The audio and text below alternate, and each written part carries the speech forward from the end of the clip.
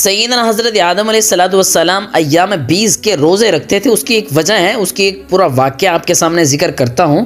سیدنا آدم علیہ السلام جنت سے زمین پر جب اتارے گئے تو جنت کا حسن، جنت کے سارے کمالات جو آدم علیہ السلام کو اللہ سبحانہ و تعالیٰ نے جنت میں عطا فرمائے تھے، یقیناً ہر جنتی کو ہی ملیں گے۔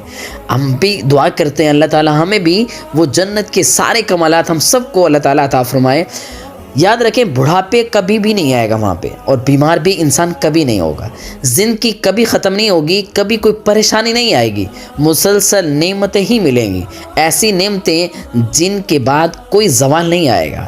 اتنی بڑے کمالات کو حاصل کرنے کے بعد جب سیدنا آدم علیہ السلام جب جنت سے زمین پر اتارے گئے تو بہت بڑا فاصلہ تھا۔ حضرت آدم علیہ السلام کے بارے میں لکھا ہے کہ سر اندیب انڈیا کا ایک علاقہ ہے، وہاں پر اترے، اور حضرت حوا جدہ میں ان کو اتارا گیا، ایک دوسرے سے دونوں جدا ہو گئے۔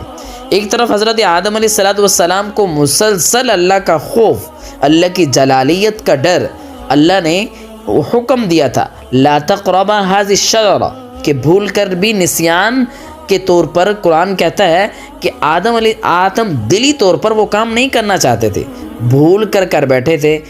ایک تو ان کا ایک خوف تھا، اور دوسرا رفیقہ حیات سیدنا حوا بھی جدا ہوگی۔ اب دونوں میں بہت بڑا فاصلہ تھا، اور دونوں ایک دوسرے کو تلاش کرتے کرتے جہاں میدان عرفات ہے، اس عرفات میں ایک پہاڑی ہے جس پہاڑی کو جبل نور بھی کہا جاتا ہے، اس پہاڑی پر سیدنا آدم اور سیدنا حوا کی ملاقات ہوئی۔ ملاقات کے بعد سیدنا آدم مسلسل روتے رہے، اللہ کے حضور گر گراتے رہے۔ اللہ نے توبہ قبول فرمائی۔ جناب آدم علیہ السلام نے فرمایا ربنا ظلمنا انفسنا وان لم تغفر لنا وترحمنا لنكونن من الخاسرین۔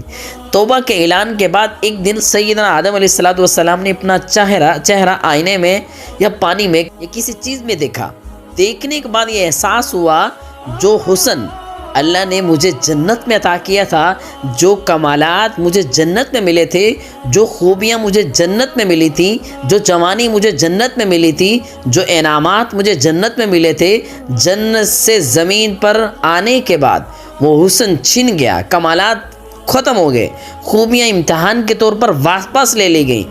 آدم کو بہت بڑا احساس ہوا، آدم علیہ السلام کو انتہائی دکھ ہوا، آنکھوں سے آنسو جاری ہیں، اللہ کی بارگاہ میں درخواست کر رہے ہیں اگر تو مجھ سے راضی ہے اللہ تو میرے اس حسن کو دوبارہ لٹا دیجیے، تاکہ میں تیرے اس انعام کا اور اس انعام اور احسان کو دوبارہ دیکھ سکوں۔ اللہ سبحانہ و تعالیٰ کی طرف سے آواز آئی، اے آدم اگر اپنے کمالات کو واپس لینا چاہتے ہو پھر تمہیں 3 روزے رکھنے پڑیں گے۔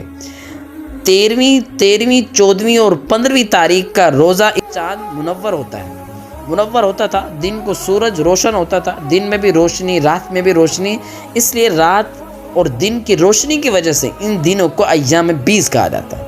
یعنی اس کو ایام 20 کہنے کی وجہ کیا ہے کہ دن اور رات کی روشنی کی وجہ سے ان دنوں کو ایام 20 کہا جاتا ہے۔